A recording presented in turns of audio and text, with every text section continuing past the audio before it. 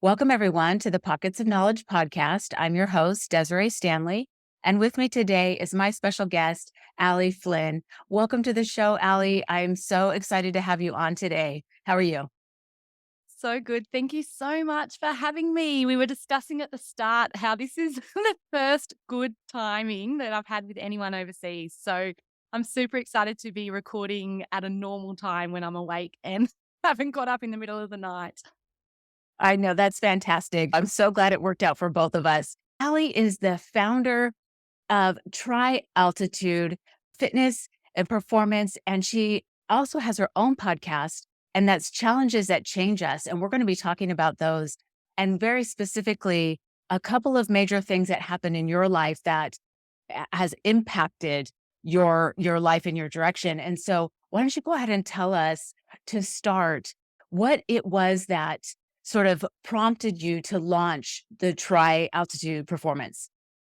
Oh, that's a big question. So I have a background in psychology and law. That was what I studied my undergrad in. And then I worked in mental health for quite some time with children and young people that had been sexually assaulted or living on the streets. And so really, really love that. And then had three little girls of my own. So I stepped away from that therapy work just because it was so intense. And I didn't know that I had the capacity at that point in time to be able to be there for my clients.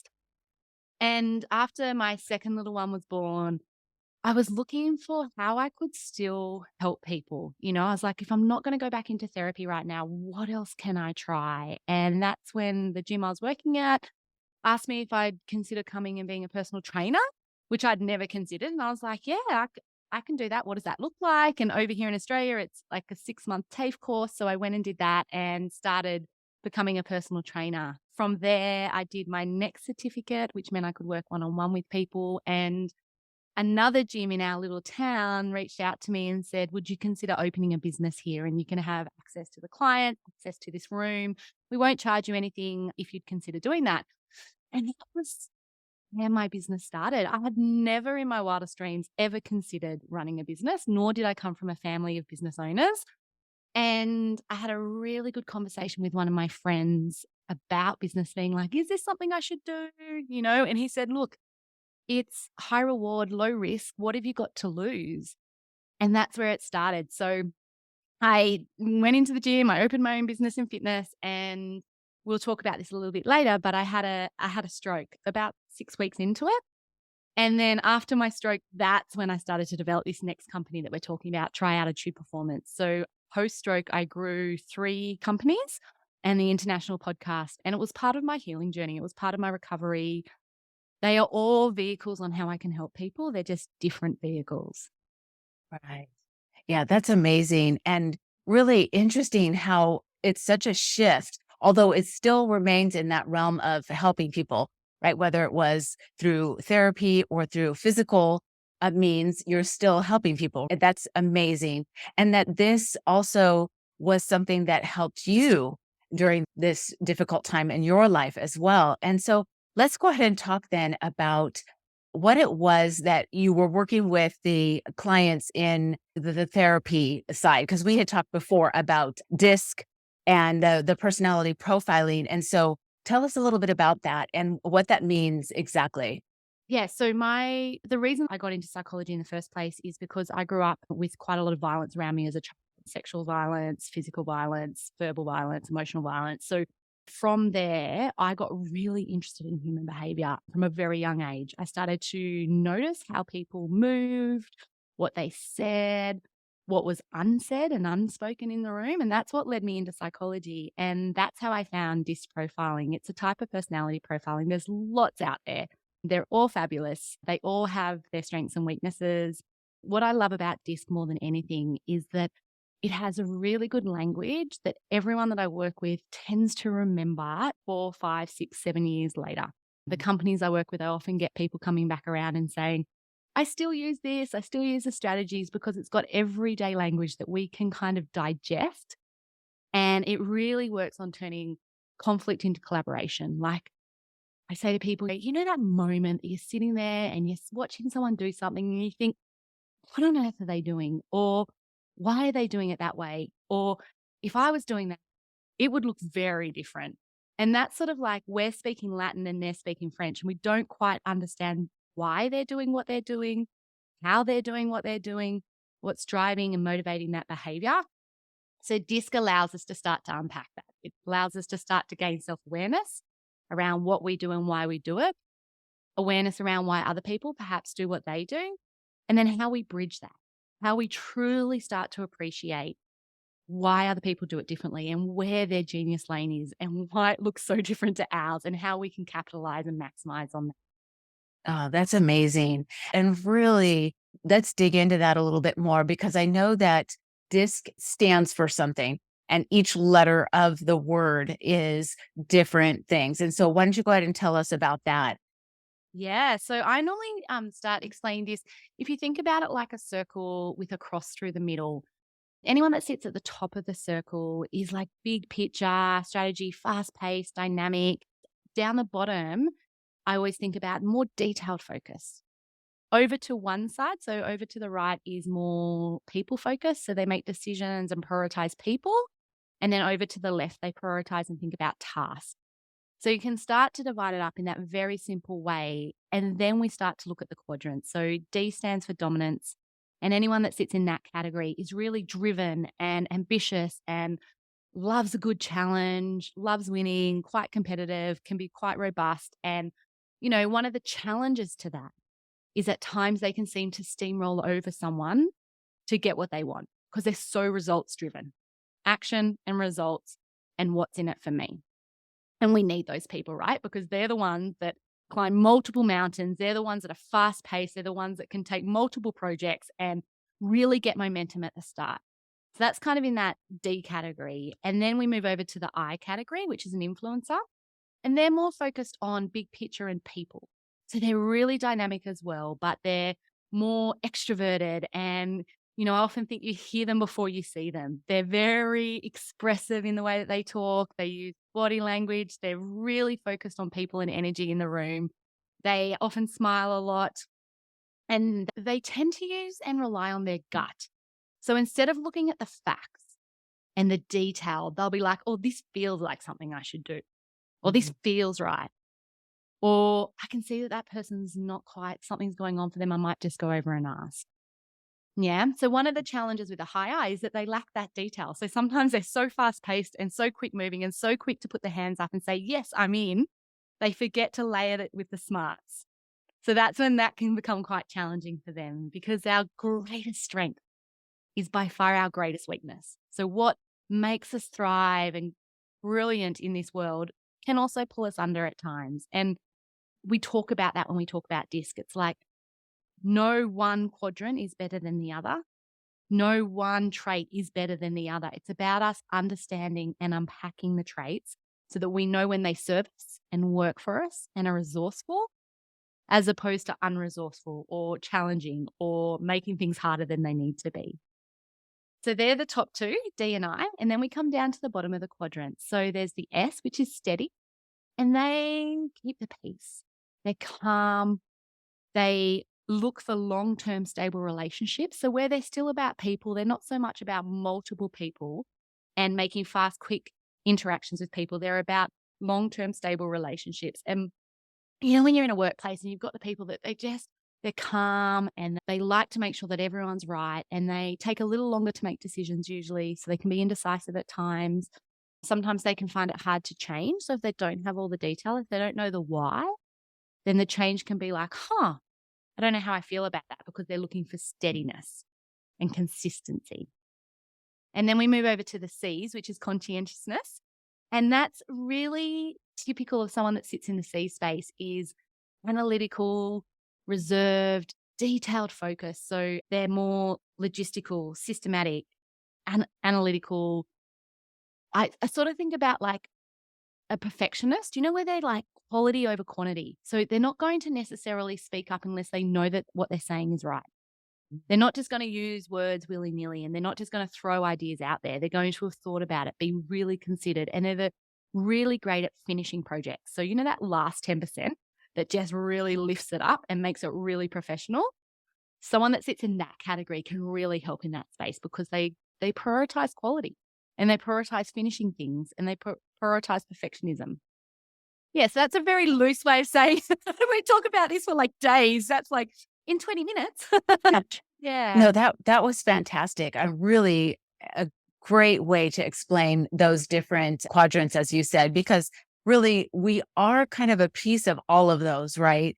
Just we have more like a higher level of each quadrant, or maybe multiple quadrants, right? And I can certainly see how the interaction between people who are the different personality types, if you will, could cause some, problem in the workplace or problem in the home or with families, because you maybe don't see that side of it as well because it's not your, forte. And so understanding how somebody may be in this other quadrant could maybe make it a little bit easier in relationships in the workplace and so on, right? Yeah, and it's really what we find easier and where our energy lies. So, anyone can shift and mold between the quadrants, but it just takes a little more energy from us. I talk about, if you're a teacher and it's getting to report writing time and you're in the detail and you find that exhausting, then potentially you don't sit in the C space. But if you're someone that thrives on that and loves that, but finds parent teacher interviews a little bit challenging in Australia, that's where you go in and you actually talk to people about it, then perhaps you sit down in that lower quadrant. But it is, most people are a combination of two with maybe one or two priorities in the third. Where we usually get most frustrated is where we have the least amount of traits. So, for example, if you sit in the ID space or the IDS space and someone sits in the C, we often don't understand why they're doing what they're doing, or why they're taking that little bit longer, or why they're so focused on the detail. It doesn't make sense in our world. But when we can truly appreciate that that is what we need and that is where the absolute gold comes from, that's when the magic really happens. Oh, yeah, that's excellent. Thank you for going into all the detail on that and really kind of filling in some of the gaps there in understanding, because it's really important. Understanding somebody else's position and perspective really is very important in that the communication and the relationship, and having good solid ties and an effective workplace, if we're talking about a workplace. So that was awesome. What we use it for is a tool for dialogue, not diagnosis. So it's like it's just a tool that we use. Like if you go and learn your 6 love languages or your 6 human needs, or you learn a prioritizing skill like an impactor needs. And if all these words, everyone's like, I don't know what she's talking about, look them up because you'll find them online and they're all free. But it's a tool that we use. Like if you think of a jigsaw puzzle, disc is just one piece of that puzzle. But the more we get, the more pieces we get of that puzzle, the more we can see the landscape and the more quality we can bring to our lives and our relationships with others. Yeah, awesome. And so are you using this now also in the work that you're doing with the tri-altitude performance? Or I mean, because you've mentioned 3 businesses that you're operating and the podcast, which is, just phenomenal. So are you using that in also these other companies, or was that strictly when you were just doing the therapy? No, we do it. We do a lot. So personally, I use it on an everyday basis. I use it with my staff, my clients, and my children and my husband. Like I live and breathe in the disc space, and I'm constantly like having language around that. But we actually run courses, usually a 4 hour workshop or a full day. And then we have a series of workshops where we go into corporate space and we help people understand themselves and then the people that they're working with, their colleagues, and then how we can start to bridge that gap and then give them a really nice framework for communicating. So if that's not your natural way of communicating, if you're someone that likes to send an email and put all the detail in, how do we help you at times take some of that detail out? Or if you're someone that doesn't put all the detail in and you're just really high level, big picture, fast paced, and you don't think to add the detail, how do we help support you to do that? Yeah, so we use it a lot in tri-altitude performance. I probably run about, at the moment, I'm running one a week, Oh one my workshop a week. Yeah. Yeah. Wow. Absolutely love it. Yeah, that's excellent. And it's kind of funny how you mentioned about the emails, because I find that sometimes I'm just like quick sentences and then send. And then sometimes I'm like, oh, wait, before you send that, reread what they said. Make sure you're answering all the things that they're talking about. They need, an answer on. And I go back and fill in more detail. And then I take so much time going back and adding so much detail. It's like, Oh, there's Yes. gotta be a middle spot that I can find that would be just right. I think that's asking the person, right? Like, so we often don't know. So sometimes we need to check in, like, how was that for you? Did that work? Did you need more from me or did you need less from me? Yeah. Awesome. Well, let's talk then about maybe some lessons that you've learned along the way that you use to help people in this manner with the disc training. Yeah. Okay. So, well, emails is definitely one of them. Perhaps the best place to start for your listeners is to think about some situations that they found challenging recently in the Mm, workplace. So, what do they look like? And when you start to think back through, is there a kind of pattern starting to emerge? So, is it consistently with one person, or perhaps is it a consistent with something that you do in the workplace? For example, if you've got to hand in reports at the end of every month, and that's when you start to feel that anxiety, or that's when you start to shut down. So, once you've sort of had a bit of a step back, a bit of a reflection on, oh, when do I feel uncomfortable? When do I feel stressed or vulnerable? What is it about that situation? So, what is it about that that makes me feel uncomfortable? And what do people notice and see in my behavior? So, am I someone that will attack out, or am I someone that will go quiet? Am I someone that will talk more, talk less? Like, what does it look like when I start to notice those situations? And then starting to think about, okay, so what is the other person? What are they experiencing? What's their perspective? What outcome are they trying to achieve? And why is it not working between us? And mm. have we had the conversation?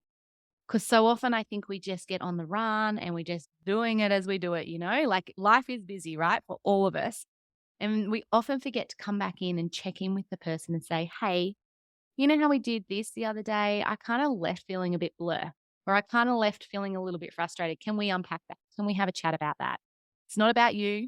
I just want to make sure that, how can we do that differently next time so we don't both walk away feeling like this?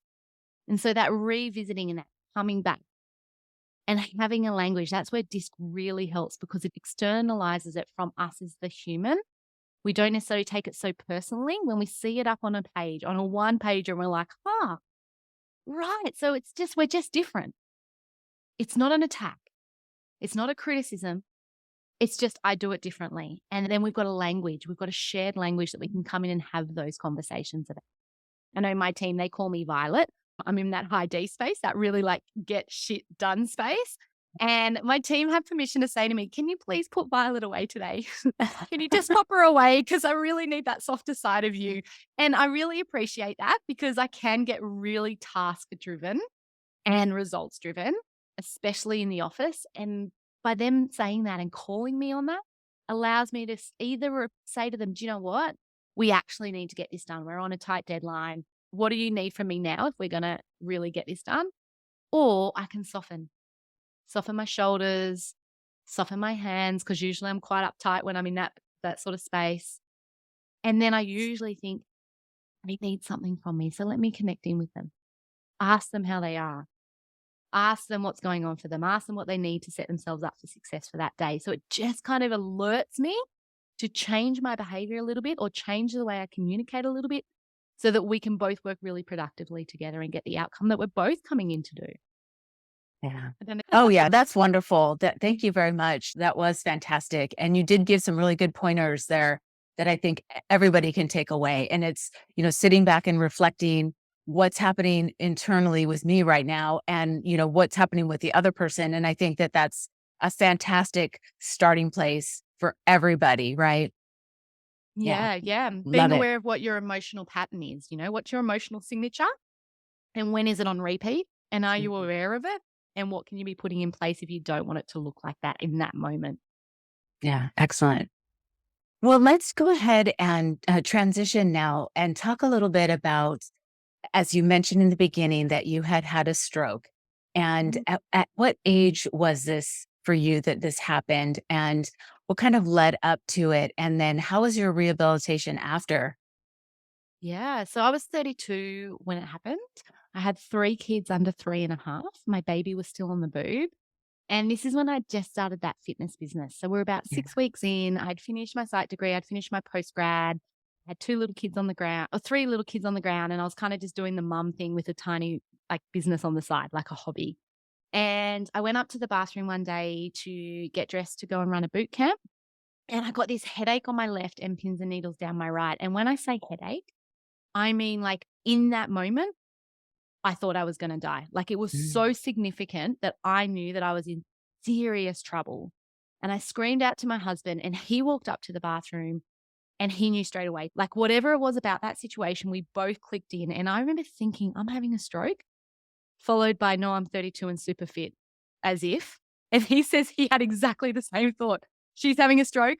Oh no, she's so fit. She's so healthy. Like, no way.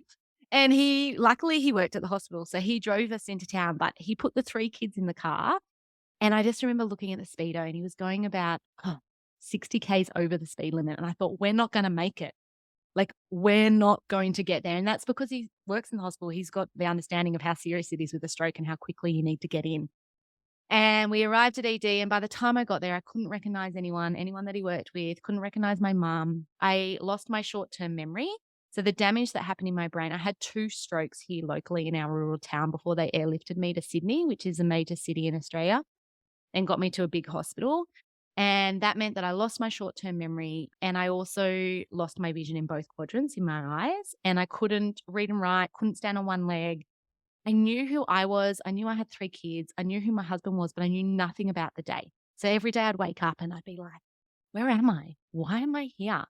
What on earth has happened? Like it was just a memory of a sieve. Anything that was new information went in one ear and straight out the other ear. Like it's interesting. My mum has dementia now, and I see it in her. And so I totally understand that there's no rhyme or reason or prioritizing to the memory. It's like things just go in and go out. There's no kind of grab. There's no like cementing in your brain. It just like floats in and floats out as if it never happened. So I spent about 4 months in hospital, and initially I thought I was fighting for my life. So it was very much crisis situation, all hands on deck. And then as the weeks and months passed, they realized that I had a rare brain condition that people only get for 4 months of your life, supposedly, and only 5% result in stroke. So they're like, we just need to get you through this 4 months, and then we focus on rehab, and it should never happen again. So very unusual, unique circumstances, quite a rare brain condition. And it took months, years to kind of feel like I got back to even a 7 out of 10. So the months following the hospital looked like having a sign on my front door that said, don't walk out, you have 3 children. Because I knew I had children. I just didn't know they were with me. I didn't Mm. know they were in the house. So I would like walk out, leave the door open, and my baby would crawl out onto the main road. Or my husband would get home and he'd say like, have you fed the kids? And I'd have to look around to see if there were plates, if there were dirty plates, because I would have no idea. And there's no kind of tracking back. Like for the audience, when you lose something and you think, oh, where did I last have that? Oh, I had it last night. When I got home, I took my jacket off. I walked into the kitchen and I popped something in that drawer, perhaps in that area. That's what I didn't have the ability to do. Mhm. So I'd be like, oh, I don't know. And it's just like this blankness. It's like a blank A4 sheet of paper. There's no kind of like things to kind of grasp on to kind of map your way back to something or an event or an experience or a person.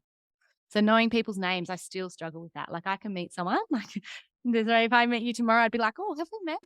So that's been really hard. When we talked about DISC, I'm a people person. I love people, and relationships are so critical in my world. Connection and people are just one of my top priorities, and not remembering people makes it really hard on a day-to-day basis. I feel like I'm letting them down, and I feel like I'm letting myself down at times by not Mm. knowing them. Yeah, and then I built the company. So from there, part of my rehab was like, how do I do this? Like, how do I get some sort of life back? And what does that look like? And who am I now? Like, that's who I was, but I'm never going to be that person again. Like, my road has suddenly changed. I was walking on gravel before, and now I'm walking on bitumen. So, what does that look like? And how do I find joy? And how do I find passion? And how do I find contentment with this new framework? And that's where I just started step by step. One, I know we hear it a lot, but it really worked for me. One step at a time. If I can't stand on one leg today, what can I do today that's going to get me one step closer to standing on one leg? And once I can balance on one leg, what's one thing I can do that's going to get me one step closer to being able to walk around the block? With my reading, like I used to sit down and read those kids' books with my eldest child, who was by this stage about 5, and I'd struggle on words and she would help me. And I remember thinking, I need to go to kindergarten with her and start over. But she starts at kindergarten and she gets to year 12 and then she'll go to uni and she'll go on. So I can do that too. Like if I Yeah. just start where she's starting at kindy and slowly, moment by moment, day by day, week by week, do that one thing, it's going to add up.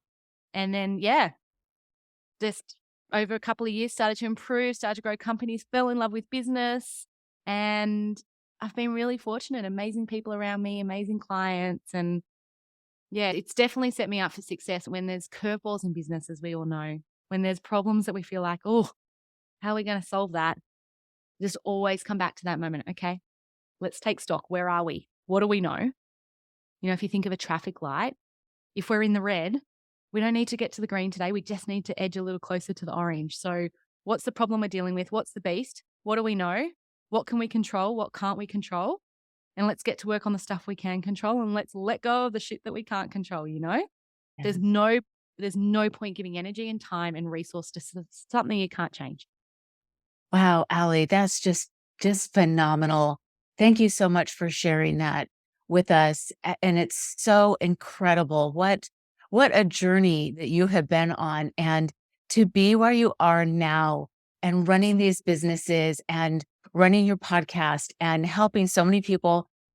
Where you were at that moment to now is just an amazing accomplishment. And wow, it's just fantastic. So thank you so much for sharing that with us. And the points that you made about just what's one step I can do today to get me forward applies to everyone that's in a difficult position or in a difficult time in their life. What's just one thing I can do right now to move me forward? And that's so great to remember. So thank you for bringing that up. Amazing. And I was just thinking, as you said that, also, like, let's not underestimate our attitude. You know, no one chooses Mm. that for us.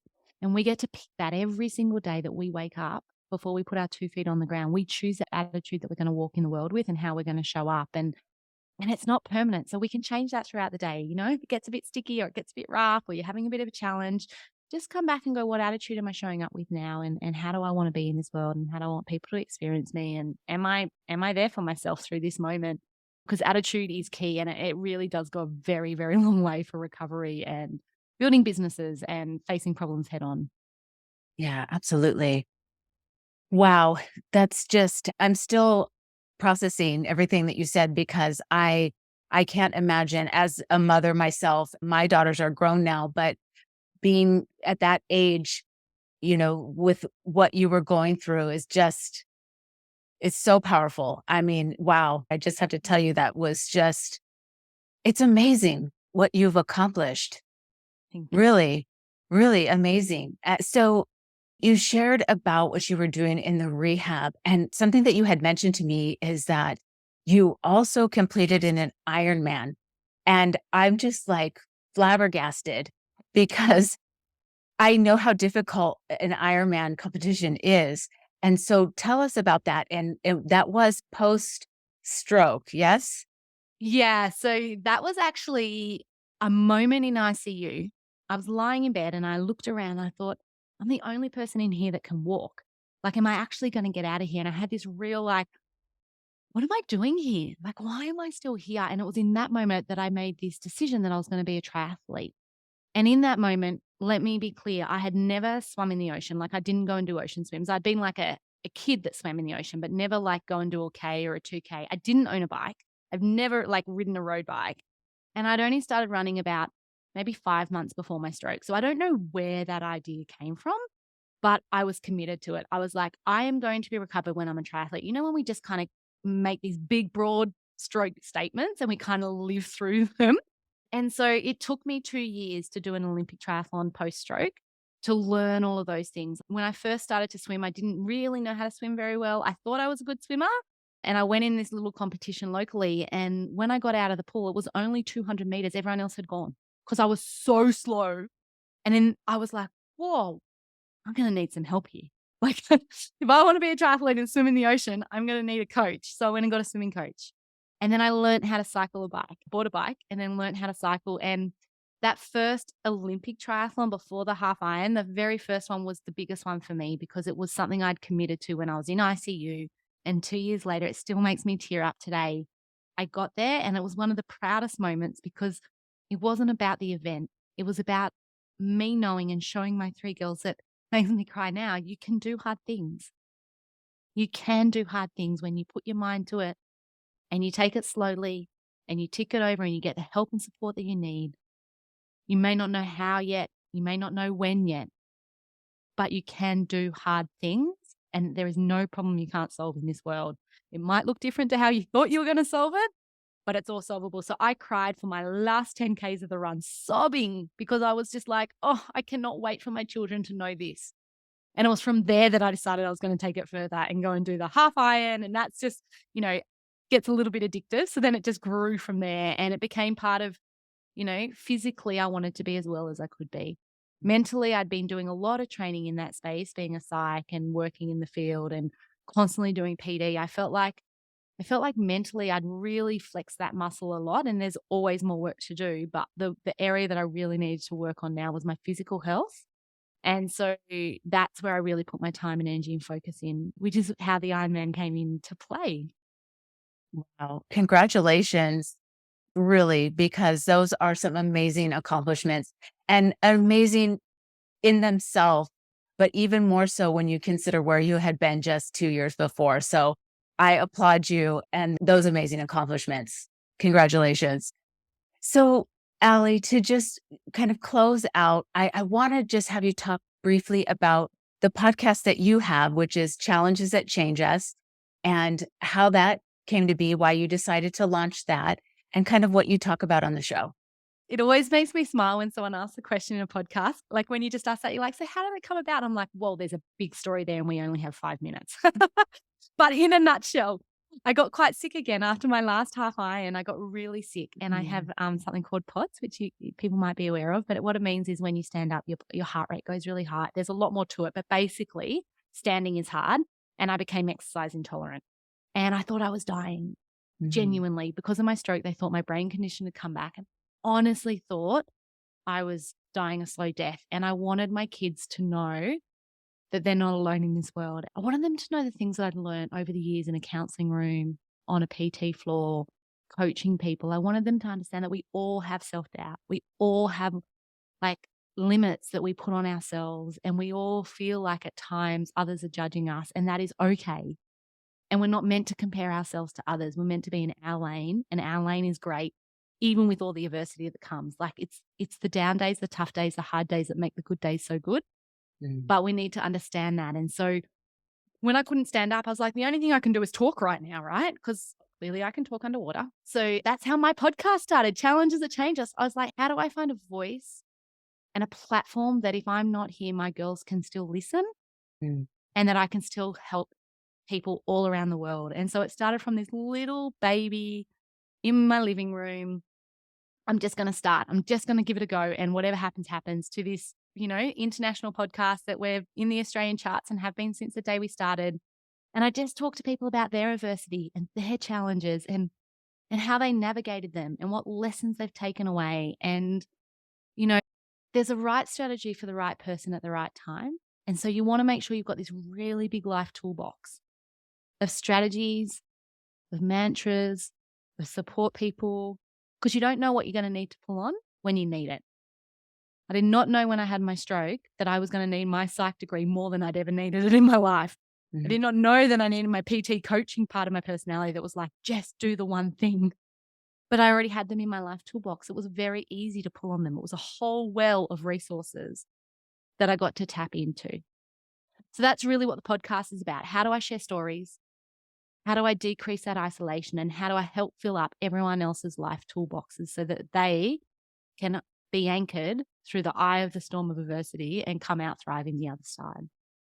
Yes. Yeah. Oh my gosh. So inspiring.